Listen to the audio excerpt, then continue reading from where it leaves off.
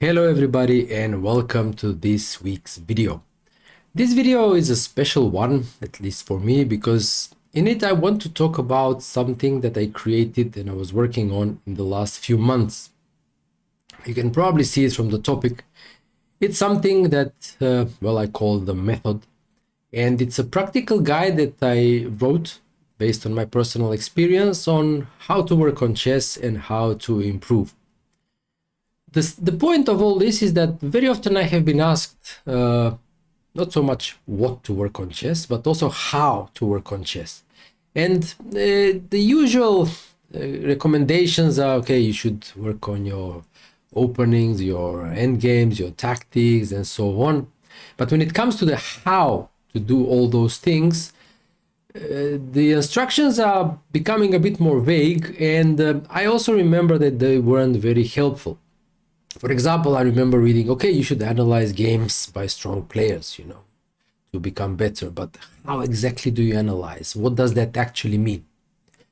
And thinking about these things, I thought that probably it's a good idea to write and describe what that meant for me.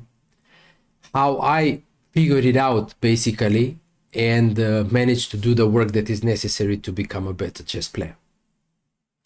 The guide that I'm going to talk about is a very detailed step-by-step description of three areas, let's say, of chess on which I worked and which helped me tremendously to become a stronger player. It is divided in three chapters, and by coincidence or not, all three chapters are a result of three different personal crises in my career when my chess was in a slump, and I had to think very hard how to overcome these periods. And as a result of these periods, I came up with these three, I would say, procedures, protocols, how to work on different aspects of the game. So three chapters. The first one is called the method, and I think this is the core of the whole guide because it's kind of a universal way how to work on chess. I can't say that it's originally mine because I was inspired to actually try to work in this way when I read the description by, I don't know where exactly, but it was a description by David Bronstein as he was describing watching Bobby Fischer analyze an adjourned game of his. You can read all the details in the guide, but here I will just say that this somehow clicked for me, and when I started analyzing and working in this way, well, good things started to happen. So in this video, I will actually show you in practice on this digital board that you see what this meant for me. Before continuing, I would only ask you that if you try to do this type of analysis, please do it on a physical board. I was doing it on a physical board here. Okay, it's a video. I can't really do it on a physical board, at least not in this setup. So I will show it on a digital board, but do it on a physical board because the actual physical movement of the pieces helps a lot. It enhances the feeling. So this video will be about the first part, the first chapter of the guide, the method, and the one I think is the most important part of it because as you will see, it can be applied to pretty much everything else. The second chapter is how I worked on puzzles or studies, solving puzzles or studies. Those of you who have read more about me will know that I used studies to break through the 2500 barrier and become a Grandmaster. So in the second chapter, I actually detail the actual steps I was following that helped me maximize the benefits from studying and solving puzzles. So it's not guessing and it's not vague, it's actually very exact, and a method protocol that actually helps you get the most out of these practices. And the third chapter, well, unfortunately, that one comes after I was actually addicted to online chess, and it deals with this very popular way of playing chess nowadays, online chess. But starting from this deep problem of being addicted to it, I luckily managed to overcome this addiction and in fact figured out ways how I can use it to my benefit to mostly well, enhance different aspects of my game. I will again refer you to the guide, to the method. You can see the link above where you can actually get it. And for all the details, step-by-step protocols. Yeah. Whereas, like I said, now in this video, I will show you what this method actually looks in practice. The final thing I would like to add is that I also added PGN database to the PDF file that you will be getting, because well, this was more like a personal idea, personal choice in a way, because the PGN database is the one of the last 3 World Championship matches. All the games are commented by myself, and the reason I did this is because of these 3 matches I was present at 2. So I think that this being there when history was in the making gave me some sort of a different angle of understanding how the games were played, why certain moves were played, how the players were behaving, what their body language was saying, and so forth. So I think, well, I think it's a good addition, especially as these games can also be used as study material and can be used in the way I'm going to describe now on the board. All right, so let's move on to the demonstration phase. Maybe by now you probably guessed, when I was working in this way, which is a way of analyzing games by a strong player, and ultimately the aim being to gain better understanding and intuition in chess, I selected the games of one of my favorite players, which is Jose Raul Capablanca. The reason for this is that I always felt his games are the easiest ones to understand. So, well, I mean, it's a hard task, so why not make it easier for myself at the beginning? So the game I selected today was one that I haven't looked at for like more than 20 years. And the reason I selected it is because I remember that it impressed me back at the time. I didn't remember why, and I still don't remember why it impressed me. So this is actually like you're getting a live view how it would look, because I don't remember much from the game, and I'm just going to look at it as if I'm looking at it from the first time. So okay, so let's now move on to the game analysis, and as I speak I will be trying to explain how this method works. Okay, I will say it again. Okay, for really more detailed, more exact the description, go to the method and read it there. Then you can combine it with this video and see what I mean in more detail. All right, so let's go. We will skip the opening because the openings, okay, are not that important for our type of work. Even though in your work you can work on openings like this, especially modern openings, as you will soon gather. It's okay, d4, knight f6, c4, e6, knight f3, d5, bishop g5, bishop e7, e3. I remember Capablanca used to like this delaying of the knight from b1. Often he would sometimes develop it to d2, but not in this game. So castles, knight c3, knight bd7, rook c1, c6. Nowadays, okay, people treat this variation in a bit different way. They go c5 in one go. But in those days, they were playing this more modest setup with c6. Okay, queen c2, Capablanca is waiting for the tempo, waiting for the development with the bishop, so that he wants, in case of dc4, to be able to recapture on c4 in one go. Okay, h6, bishop h4, a6. So Marozzi, Capablanca Marozzi being the game from Carlsbad 1929. Okay, a6.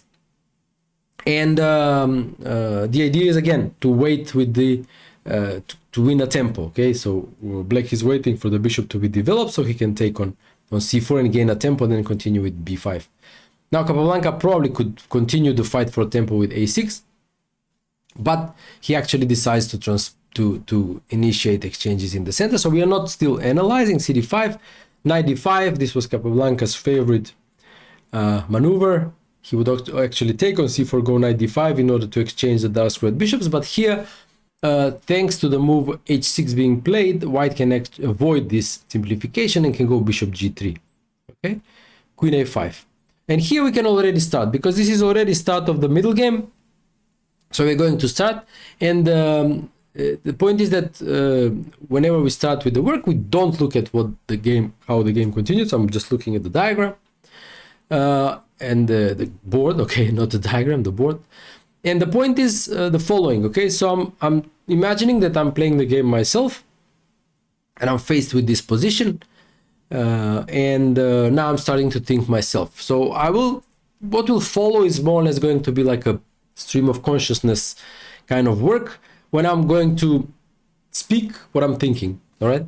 So you get an idea how this goes in practice. Okay, last move, queen a5, I'm pinned. Okay, maybe there is this idea of bishop b4 to enhance the pin. All right, so what can I do here, right? So I need to develop, so bishop somewhere, not to d3 because there is knight b4, all right? A3 also doesn't really work because I guess maybe knight c3. Okay, maybe queen c3, rook c3. Okay, maybe that's okay. So a3 could be possible, I guess. What else can I play here? I can play maybe standard idea knight d2, which is known from the Cambridge Springs variation. When a queen comes to a5, knight d2 breaks the pin and introduces these knight c4, knight b3 ideas, attacking the queen. Okay, so what I need to do here is kind of think a bit, calculate a line or two, move or two ahead with all these moves, and then decide what I would do. Okay, so let's see, a3, a3, let's see what can black do after a3. Let's say take on c3. I have to take with a queen because bc drops the pawn on a3, right? So I take with a queen. Maybe then exchange on c3, queen c3. Okay, let's make these moves on the board. Let's say a3, knight c3, queen c3, rook c3, and c5. Yeah, all right, playable. Okay, maybe a little bit of initiative for white, but always very solid for black. Yeah, maybe black will go some b5, bishop b7. All right, maybe I can do this. Let's see next. What can I do next? I said bishop b2. Well, this looks a bit kind of slowish, yeah? Maybe bishop b4, castles. Yeah, okay, this is standard. Maybe bishop b4, castles, take on c3, bc, bishop a3. These lines arise from the Cambridge Springs. Okay, the rook is attacked, so I'll move it somewhere, and then maybe c5 or b5, yeah? Something like that. All right, maybe knight d2 here is interesting now. Okay, okay, this b5 now, maybe. Okay, this is interesting. Okay, maybe I can do this as well.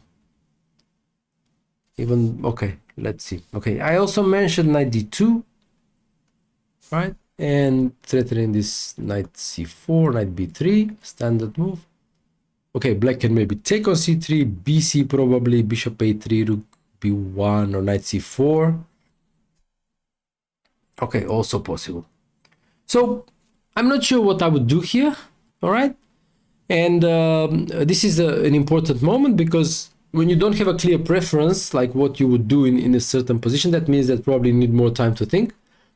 But then also it can be a hint to see what the master you're studying played, and then try to compare. This, now we're coming to the crucial part in the whole method, is that what you're trying to do here is you compare not only your lines and your moves and the positions these moves are getting you to, but you're actually trying to compare the feeling. I'll explain what I mean by this. Okay, so Capablanca actually played knight d2. All right. So now what I'm trying to understand is why he felt that knight d2 is better than the alternatives. Right? So what you're actually trying to do is you're calibrating your intuition. You're calibrating your feeling, and you are comparing it to the feeling and the intuition of a exceptionally strong player. So that's the core. So that's what you're trying to do. And you do this basically, well, almost on every move, many times per game, many games, and eventually when you do this type of work for a very long time, you understand what's happening. Yeah, you are massively enhancing your intuition and you basically start to understand chess better. So let's see, why not a3? Yeah, why he did not like a3 so much? I don't think there's anything wrong with a3 or bishop b2, so for that matter. Maybe it was just that he liked this knight d2 better. So let's see why he liked knight d2 better. Yeah, because again, a3, okay, take looks normal, takes with a queen, exchange. Maybe he thought this was too little. Well, all right. Maybe that was the reason. And bishop b2, yeah, this looks, somehow it looks as if not addressing this issue of the pin. It's not that the pin is too much, but maybe c5 immediately also, yeah? Because there is pin, I can't take on d5, and in case of castle, maybe then take. Maybe this is a bit too little, okay? Wanna take with the knight. Okay, still some issues with the bishop, but okay. But why did he like knight d2? Okay, knight d2. So black took. We said we will take, and c5, yeah? So okay, black doesn't go bishop a3 because it runs into these knight c4 ideas. So c5, yeah? All right, so what do we do here? c5. Okay, black wants to take probably. And then I don't want to take with e pawn because I will be left with these central pawns c3, d4.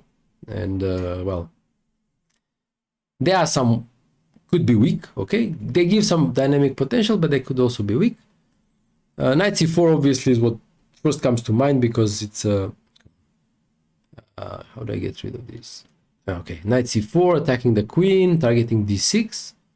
That comes to mind. Knight b3 probably less so because the knight doesn't really want to take on c5. So yeah, probably knight c4 should be played here, yeah? Okay, yeah, he played knight c4. Queen drops back to d8. Okay, now another situation. Yeah, what do I do here? So obviously this is the whole idea, but there is the threat of b5 also. Yeah, to chase away my knight, go bishop b7. If black achieves this, black has a fantastic position. So this means that I already have to be, I have to do something urgent. So I don't know. Okay, a4 doesn't really solve the problem. Yeah, b5 takes, knight d6. But what do I, okay, knight d6, maybe I threaten to take the pawn, but I'm kind of lagging back in development, so not sure. Not sure. I mean, I don't even know if I want to take on c8 because that speeds up black's development. Maybe even b4, you know, trying to open up the game on the king side. Doesn't look like much. I don't know. So I mean, okay, bear in mind that he had this position in mind already, so he knew what he was going to do in this position, because when he chose knight d2, this was what was going to happen anyway. It was most likely to happen. So he already knew what he was going to do, all right? Already. So since it's something urgent, okay, it has to do something with the d6 square, because otherwise, like, there's no point in getting the knight there. Yeah. But how to do that actually? Okay.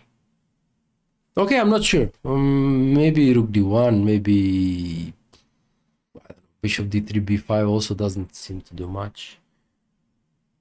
All right, so looks like maybe rook d1, okay, and then something on the d file. I'm not sure what, and mind you, during the game he would have seen what, because okay, you're trying to reason as if you are playing a game, but actually he was playing the game, so he had to do this. Yeah, I mean, he knew what he was going to do when deciding on knight d2.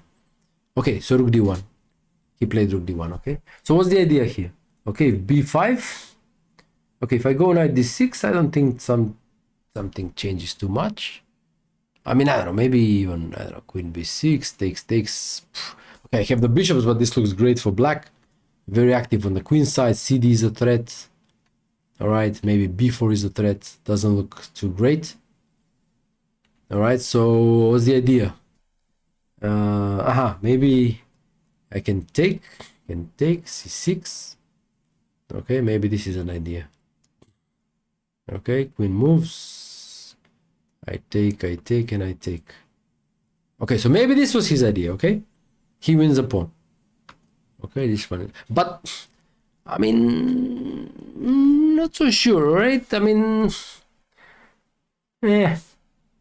this one is relatively weak. If I can manage something like bishop e2 and c4, it will be great, but I'm not sure. Bishop a4, bishop b3, okay? Bishop a4, bishop b3, and maybe I'm fine. All right, if rook c8, take maybe there, bishop b4, run away. All right, maybe I'm still a pawn now. Okay, so I would say this was his idea. Yeah, this was his idea. So this is the depth of Grandmaster play. Okay, so in this position, if you go back, okay, queen a5, he has a wide choice, right? He can go a3, bishop e2, whatever, yeah. But he chooses this idea of knight d2 with the tactical justification of what we just saw. Yeah, it has to be this, because otherwise, like, I don't see any other justification. Knight d2 takes c5, knight c4, and rook d1. So he's basically playing prophylactic chess. It doesn't look like it at all, but he's actually playing prophylactic chess in a way that he's preventing black's development comfortably with b5 and bishop b7. Must be it. I mean, this is the logic how he would think in a game. Yeah. All right, so let's see what black played. cd4. Okay, so black's trying to actually shut the d file and play b5. All right, and well, now, okay, if I just keep my pawns in one nice pawn island, I'm running into b5 there, and okay, this is probably even check. It's kind of unpleasant. I think black is fine here. I mean, I take on c8, but this is too active. Okay, knight b6, he'll take with the rook on c8, knight to c4.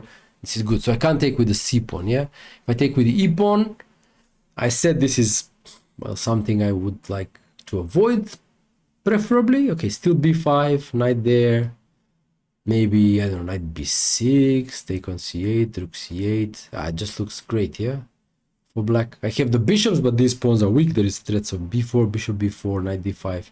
Not so great. So, okay, he must have considered taking with the rook then.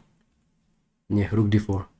The only way, okay? I mean, still playing with this idea of the weak d6 square and trying to deal with this b5 idea, bishop b7, all right? So so you see how, okay, again, something to explain, yeah, how deep Capablanca's play starts to be immediately out of the opening. So it looks like a normal position, whatever, but he sees a concrete issue. Okay, pin on the e1 a5 diagonal, and he immediately starts a deep play, which is like how many moves long? So this is knight d2 was move 12, this is move 16. So 4 moves deep with some variations branching out underneath, and he has this very, very concrete way how to play against that square on d6. Okay, so he saw this weakness and gets his play directed in against the target. All right, but this is also, I mean, from a positional perspective, it's risky because, okay, he's just left with 2 weak pawns, and if this dynamism doesn't work, if he doesn't get anything out concrete out of the d6 square, he may easily be worse. Okay, so pretty double-edged decision. Okay, so what black play? Bishop c5. Okay, why not b5? What then? Okay, maybe then even knight e5 becomes a possibility, but I would reckon knight d6 again. Okay, new variation. Because the rook is kind of now more annoying, yeah? We have another piece being active apart from the bishop. All right, maybe this is fine, okay? I think the difference is in the rook. Okay, so black played bishop c5. Okay, go back somewhere. d1, I suppose. Okay, d2. Right, hard to say where it's better. But okay, I think this has a point. The point being that when I castle, I can double. Yeah. So he puts it on d2. All right, queen e7.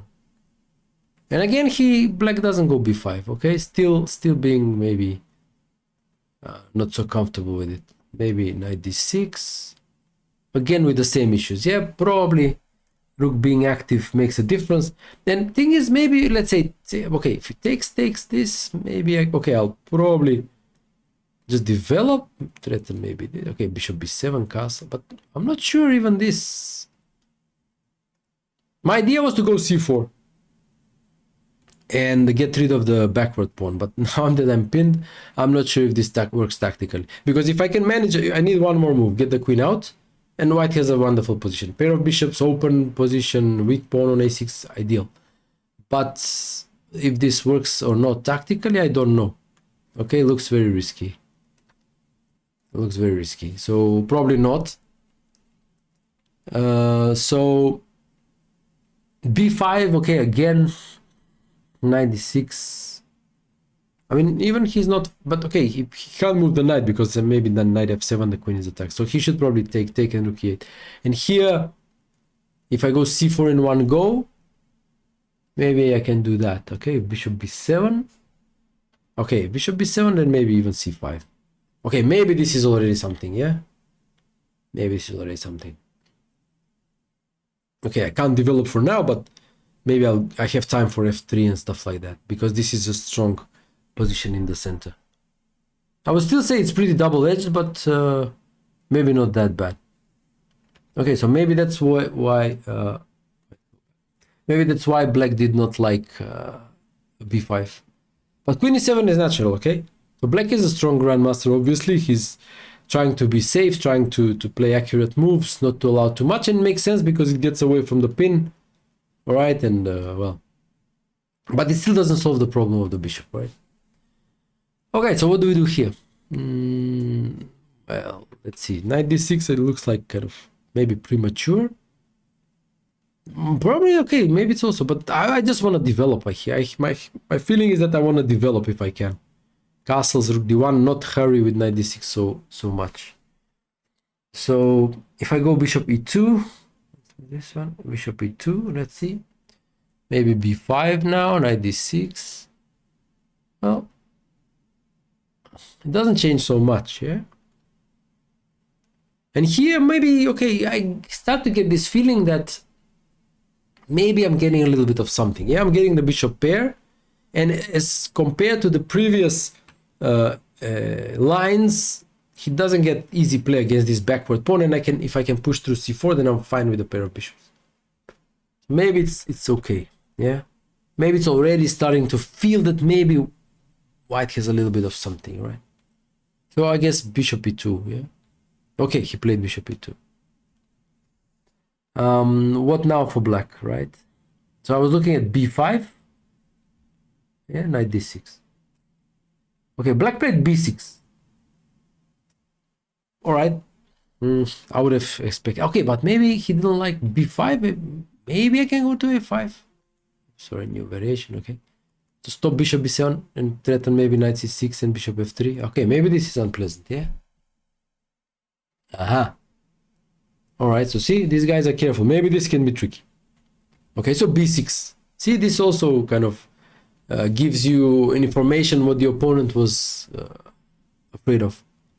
Okay, so now we're coming to again some sense of urgency. I feel some sense of urgency here for white, because if black is allowed to develop bishop b7, put a rook somewhere, even if I land the knight on d6, it would mean nothing because he'll just move the bishop. So now I must do something pretty urgent. Okay, now the first move that comes to mind is bishop f3. Yeah, just attack the rook. Only move. All right, and now what? Bishop b7 is a threat, so probably I should go knight d6. Yeah. What does he do? What does he do? Can't go bishop b7. Maybe, I don't know. c7 looks strange because maybe I have knight f5 and win the rook. Can he, if he goes something like e5, I can just drop the knight back to f5 or e4. Okay, this looks kind of promising. Yeah, I have ideas. Let's check more carefully. Bishop f3. I take the rook. Any alternatives? Doesn't look so. There, and knight d6. All right, so I'm threatening. Come on, move away. Okay, the arrows are gone. So knight d6. All right. Okay, looks okay. Looks okay. Can I do something else? I can maybe castle or go knight d6 directly. Okay, knight d6 directly is also an idea.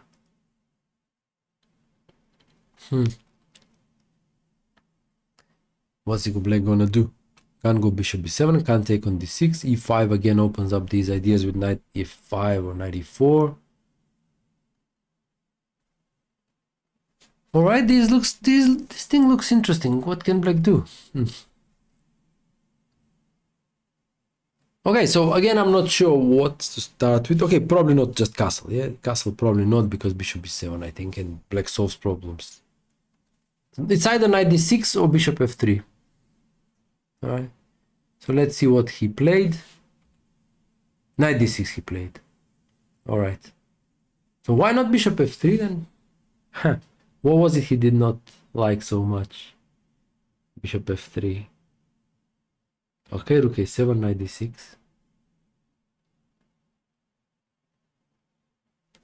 What was it he did not like so much? Again, maybe it's, I mean, you never know this, whether he did not like it or he just liked the other one better for some reason, yeah? But anyway, it's good to try to understand if we can, yeah? Okay, what, maybe knight f6, new variation. Knight f6. Okay, I don't know, this looks fine. Just castle maybe, I suppose. Maybe he can save the bishop, but then just double. I mean, it looks like some sort of pressure. I mean, okay, black is solid, but no. Maybe he can go to b8 and then knight e8, something like that. But then this is weird, yeah? Maybe knight f5, so can't go there. Maybe rook d8 then. But then the rook is not defending. I don't know, looks like some sort of pressure, yeah? Knight d5, I don't think it works. Let's see. Takes. Nah, this is just busted. Takes, moves away, and just I win the piece. Oh no, I don't win a piece. Whoa, what am I talking about? Okay, so maybe knight d5, I don't know. c4, e4, looks dodgy though. Looks dodgy. All right, it's hard to say why he preferred knight d6 first.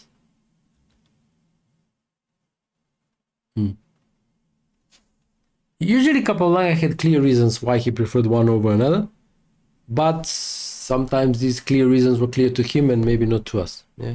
So okay, I don't know. Okay, this is hard to say. I don't know why he preferred one over the other. And okay, maybe this is a good point to mention the use of engines, okay? Because you see, I'm not using an engine here. I'm trying to figure things out with my own head. And this is how I recommend you do this. You figure out things with your own head. Because actually, the work that I'm doing and hopefully you will be doing is the one that makes you better. This type of work, trying to figure things out, trying to calculate a bit, try to feel a bit the position. This is what this is what makes you better. However, if you want to use an engine, you can do that, but only after you've done this type of work. Because if you do it while you're doing this type of work, it will just sap out all the creative process from your brain. And for example, here, let's say I'm not clear, I don't know why he liked knight d6 more than bishop f3. So for the time being, I leave it like this, try to figure it out. I can't really, looks good to me. He prefers the other one, fine. What I can do is after I finish the whole analysis, then I can switch the engine on and go to these critical moments in the game and try to understand why the one and why not the other. But this, I write about this in the guide.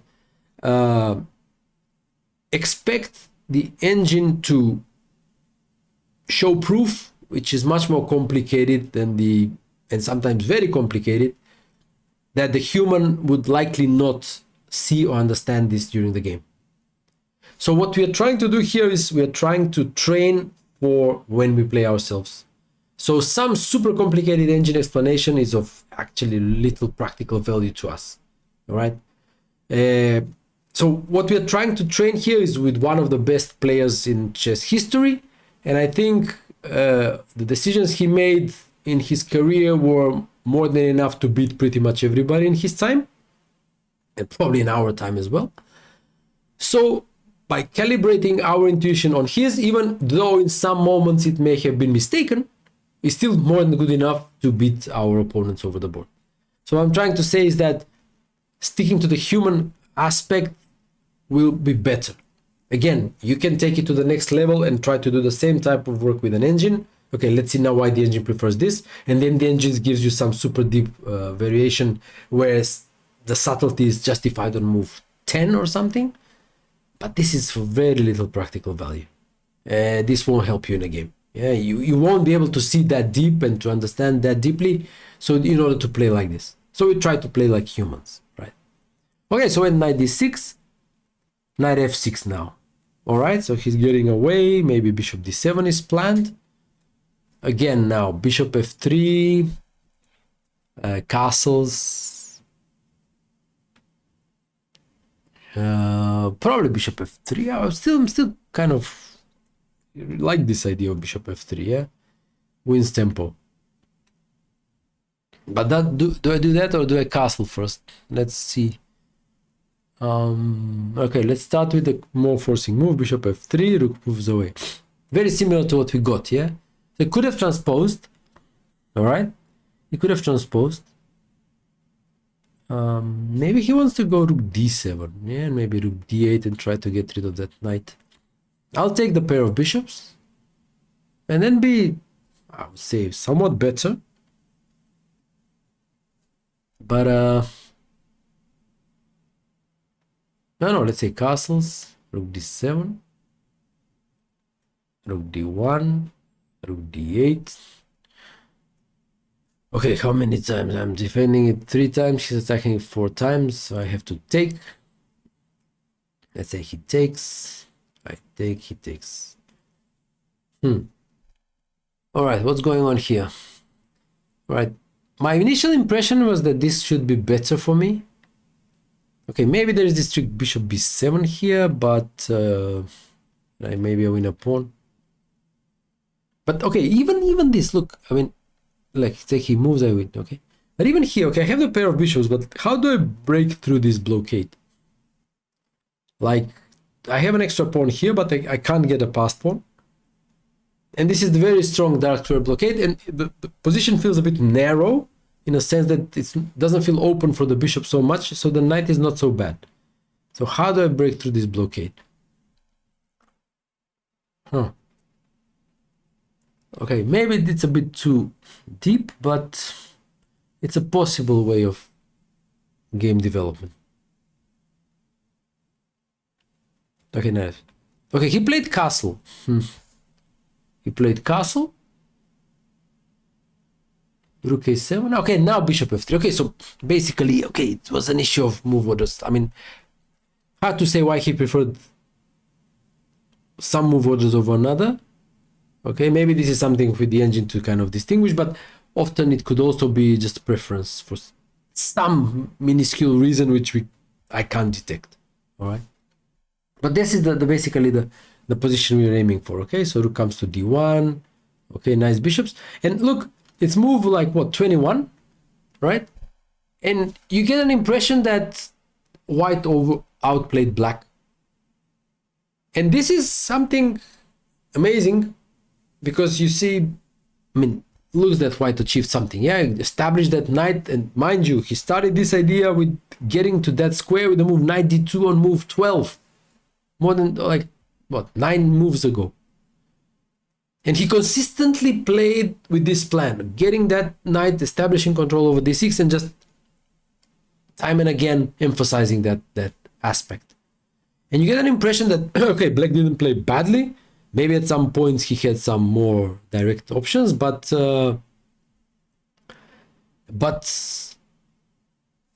somehow the feeling is that white's moves were a little bit better than black's, and this accumulated, and now we get this position where white is certainly pressing.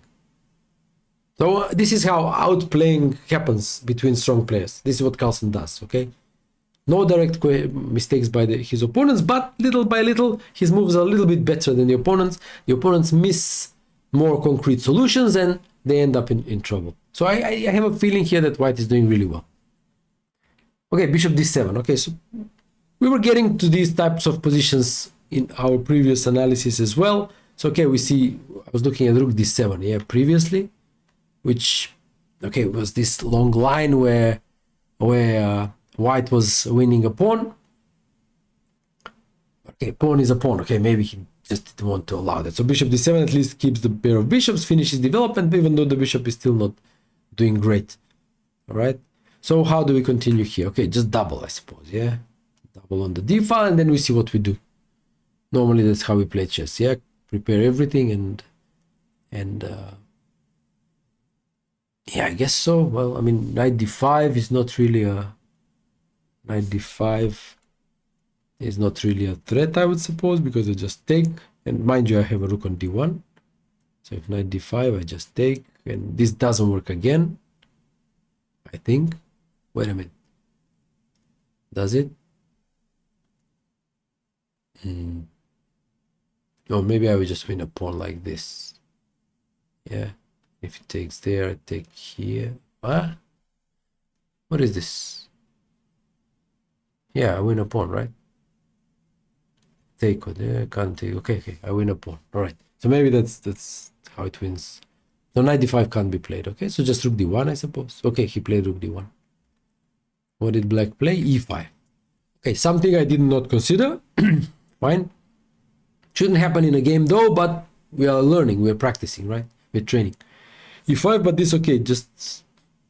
We mentioned it earlier, yeah? I mean, at some point, that this allows for the knight to drop back somewhere. I mean, the knight is not attacked, but come on, get away. Can't get away. Sometimes these do not disappear. Okay, like this. So maybe bishop e6 is an idea to activate the bishop, but then the pawn is hanging. I don't know. Maybe bishop g4. Yeah, to get this bishop. Maybe. So e5. This already changes the position, but it opens up possibilities. Knight f5, knight e4. So this is a position where I should probably be thinking a bit more. All right, let's say knight f5 looks tempting. I attack the queen. Probably he takes, I suppose. Yeah, I mean, it looks, he should take. Looks comfortable. This one is under attack. The queen is well placed. Let's say rook e8.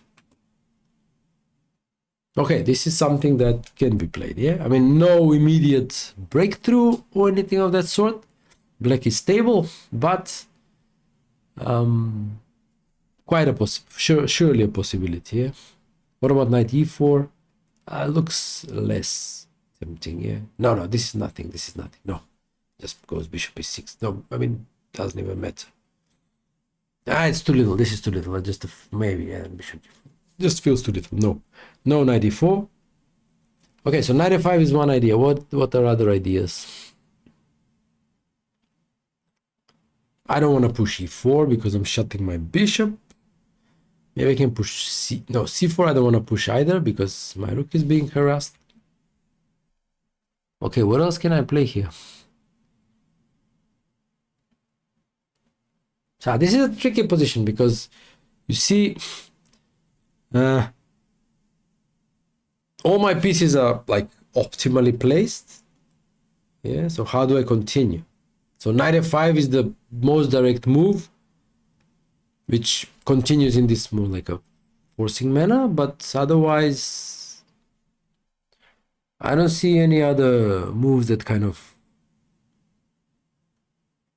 continue there in the same kind of more forcing direction. So I'm not sure what I would do here. This is definitely a critical position that requires some more thought. If the more direct knight f5 is too little, then something else should be figured out. All right. All right. Not sure. Not sure. Let's see what he played. Bishop h4. Didn't cross my mind. Well, didn't cross my mind. But a nice move, yeah? Okay, this is something you learn a lot. Like, you know, you get, like, for example, take a look at this position. We got here, and I personally felt stuck. I saw knight f5, but I wasn't sure. I felt maybe it's a bit too little.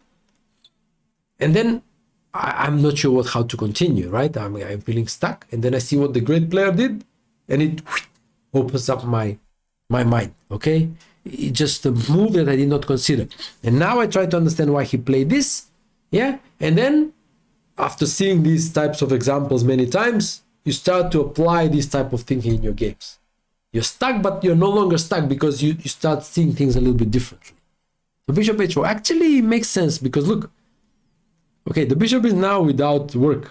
Actually, that's protected. It no longer defends the knight. So actually makes sense when you think about, when you see it actually, yeah? It's the same when engine moves. Once you see the engine move, you say, ah, of course, what can be more obvious?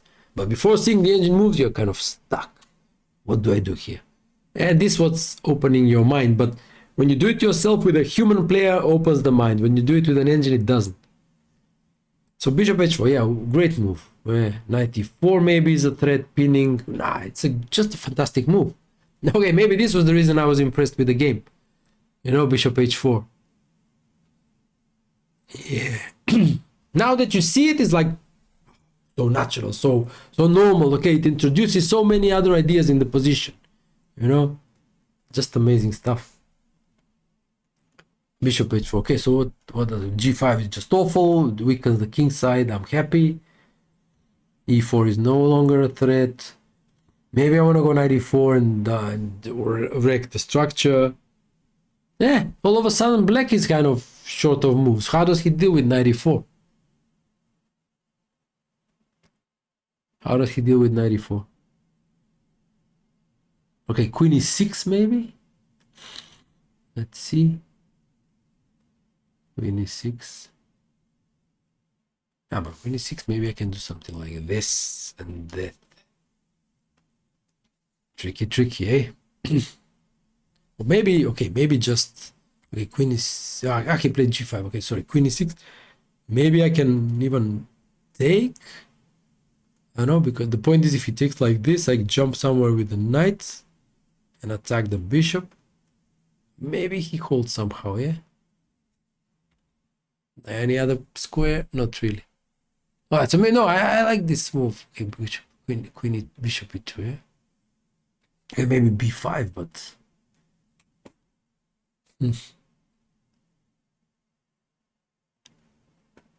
Maybe a4, c4. Well, I'm not sure. Maybe a4, I don't know. But okay, the feeling is definitely that black is somehow suddenly on the edge thanks to this move that introduced new problems. Okay, this is amazing. Okay, for me, this would be a pretty big revelation. Is that, and this happens in my games, I have to say. You know, you just move forward, you move forward, you move forward. I want to move away. Sometimes these do not go away. I don't know why. Okay, so you move forward, and then you kind of, it feels as if you reach a dead end. You don't know how to continue, right? Like in this position, all my pieces are perfect, but then what next? Yeah, and sometimes I feel frustrated, I get stuck. But then you see a move like bishop h4, and you realize, wow, it opens up new possibilities. And this for me would be, oof, yeah, definitely. Okay, so g5. Okay, I drop back. Now I'm happy. Okay, this is a pretty big hole here. Now the queen on f5 would be much better than in the previous line. King g7. All right, he's not doing much. Okay, it's clear that I'm pressing here. Okay, so I got rid of the pin, but king g7. What? I don't know. Okay, knight f5 now looks tempting. Takes. The queen is pretty comfy there. Rook e8, I suppose. Defending the pawn. Maybe some h4. Okay, looks promising, yeah? It looks pretty promising. I don't know, if knight h7, maybe bishop. Okay, this looks pretty promising. I don't know. Okay, that's one option. So always check for options. Okay, I emphasize this in the guide. Okay, always check for options. Okay, knight f5 is one, h4 probably, but then g4. Do I want to do this? To go back? Maybe, because after knight f5, then that one will also be hanging. Okay, maybe. What else can I do?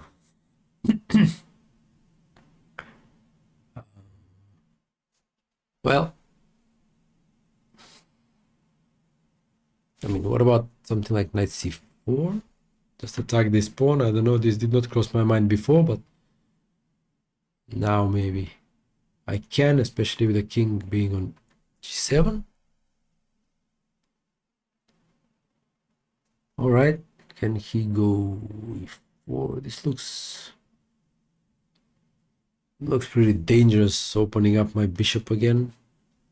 But maybe he can somehow survive. Okay, my bishop is attacked. I have to go back. Now maybe bishop somewhere, I don't know. Not sure. I mean, again, I got access to the dark squares again, but then the knight is moved away, and okay, I'm not sure about this. I'm not sure. I mean, I have a feeling the other two moves, h4, knight f5, looked somewhat better, at least. They felt better. I don't know if they are better, but they felt better. So,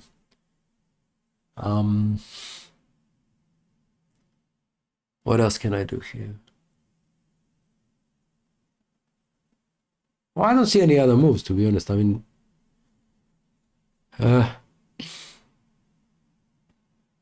I would do one of those probably. Okay, again, probably in the game I would be more focused and spend more time, obviously. But that's my initial impression. Let's see what he played. Bishop e2. This did not cross my mind, obviously. Okay, we mentioned it in the previous line, one of the previous lines when the queen was on e6, right? I noticed it there, then, but here, okay, it did not cross my mind. Okay, the idea is obvious. Yeah, bishop goes to c4. But amazing. Again, great move. I have a feeling, okay? It's just that, look, he's just improving the position of his pieces all the time. Right? I mean, first, with bishop h4, he improved the position of this bishop because it wasn't doing much.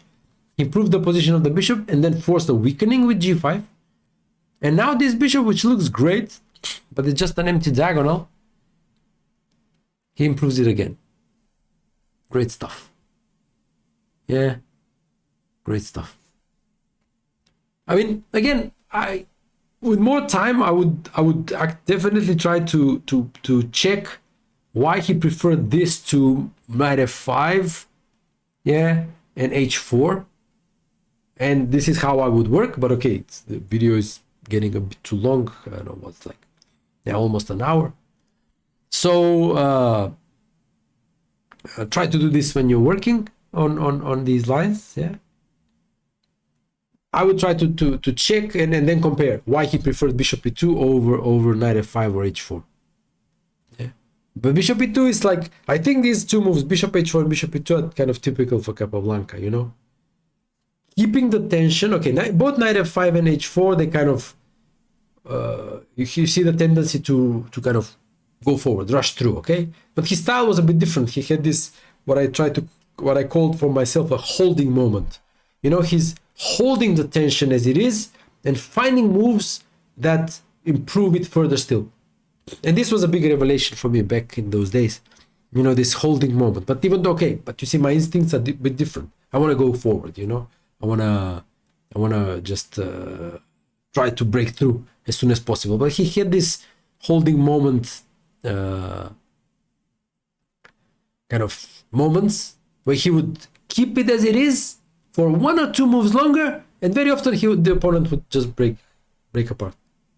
So bishop e2, yeah, very nice move. A b5, okay. Yeah, b5. We mentioned this also earlier, stopping bishop c4. So how does he continue? a4 we mentioned. a4 we mentioned. Still h4, knight f5. I mean, they should be played at some point. What about a4? Let's see, if you just insist on the idea, yeah? Let's see. Does this do much?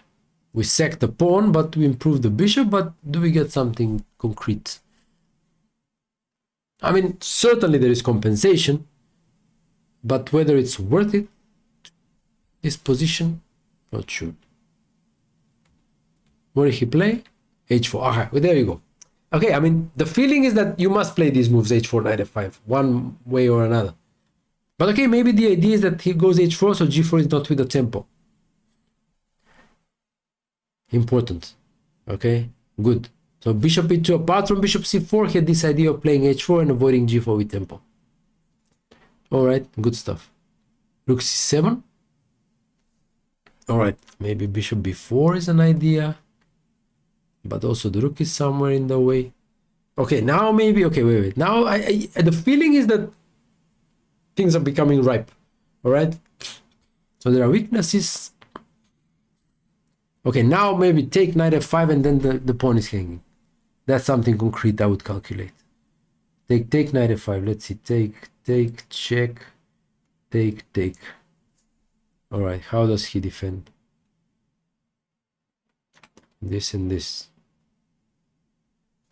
I don't know, this looks pretty busted, yeah?